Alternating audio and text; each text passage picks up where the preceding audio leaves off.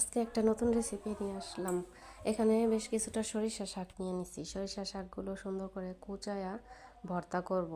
এভাবে আমি কখনো খাই নাই, আজকেই জীবনের ফার্স্ট খাবো। তবে আমার শ্বশুরবাড়িতে সবাই এই শাকটা খুব পছন্দ করে এভাবে বানাইলে, তাই আমিও আজকে ট্রাই করলাম, দেখি কেমন লাগে। আমি পেঁয়াজ কাঁচামরিচ কেটে নিছি, এখানে শুকনো মরিচ কিছুটা ভেজে নিছি। এখন সুন্দর করে এগুলা মিক্স করব।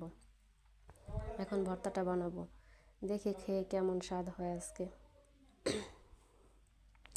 এখানে পেঁয়াজগুলো সুন্দর করে ডলে নিছি, সুন্দর করে মাখাবো। এখন পাতাগুলো সব চটকে চটকে সুন্দর করে ভালো করে মিক্স করব। এখানে আবার মরিচ ভাজছিলাম, সেই তেলটা ছিল, এই তেলটা আবার একটু দিয়ে দিলাম।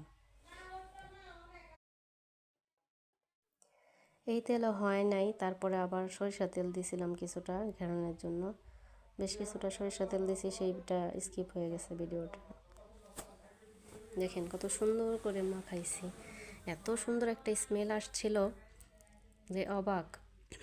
আসলেই মনে হয় স্বাদ হবে, একটু খেয়ে দেখতে হবে। এবার খাবার পালা, দেখি কেমন হয়েছে।